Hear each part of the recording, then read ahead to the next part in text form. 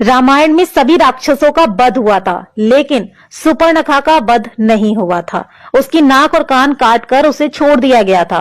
वो कपड़े से अपने चेहरे को छुपा कर रहा करती थी। रावण के मर जाने के बाद वो अपने पति के साथ शुक्राचार्य के पास गई और जंगल में उनके आश्रम में रहने लगी। राक्षसों का वंश खत्म ना हो, इसीलिए शुक्राचार्य ने शिव जी की आराधना की। शिव जी ने अपना स्वरूप शिवलिंग शुक्राचार्य को देकर कहा कि जिस दिन कोई वैष्णव इस पर गंगा जल चढ़ा देगा, उस दिन राक्षसों का नाश हो जाएगा।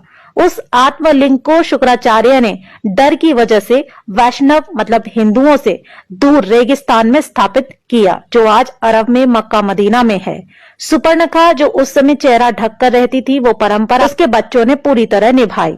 आज भी मुस्लिम औरतें अपना चेहरा ढककर रहती हैं। सुपर्णखा के वंशज आज मुसलमान कहलाते हैं, क्योंकि शुक्राचार्य ने इनको जीवन दान दिया। इसलिए ये शुक्रवार को विशेष महत्व देते हैं। पूरी जानकारी तथ्यों पर आधारित और सत्य है। आगे देखिए दोस्तों, अब जानते हैं कि इस्लाम कैसे पैदा हुआ। असल में दोस्तों, इस्लाम कोई धर्म नहीं है, वो एक मजहबी दिनचर्या है। मजहब का मतलब होता है अपने कबीलों के गिरोह को बढ़ाते चले जाना। ये बात सभी जानते हैं कि मोहम्मद मूल रूप से अरब का बासी था। अरब देशों में सिर्फ रेगिस्तान ही पाए जाते हैं, वहां जंगल नहीं है, पेड़ भी नहीं है, इसलिए वहां मरने के बाद जलाने के लिए लकड़ी ना होने के कारण जमीन में दफन कर दिया जाता है। रेगिस्तान में हरियाली नहीं होती, ऐसे में रेगिस्तान में हरा चटक रंग देखकर इंसान चला आता है, जो कि सूचक का काम करता है। अरब देशों में लोग रेगिस्तान में तेज धूप में सफर किया करते थे, इसीलिए वहां के लोग सिर को ढकने के लिए टोपी पहनने लगे, जिससे कि लोग बीमार ना पड़े।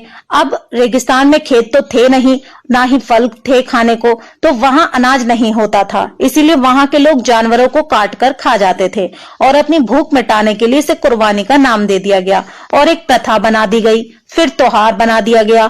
रेगिस्तान में पानी की बहुत कमी रहती थी, इसीलिए लिंग यानी मूत्र मार्ग साफ करने में पानी बर्बाद ना हो जाए, इसीलिए वहां के लोग यानी इस मजहब के लोग अपना खतना करने लगे।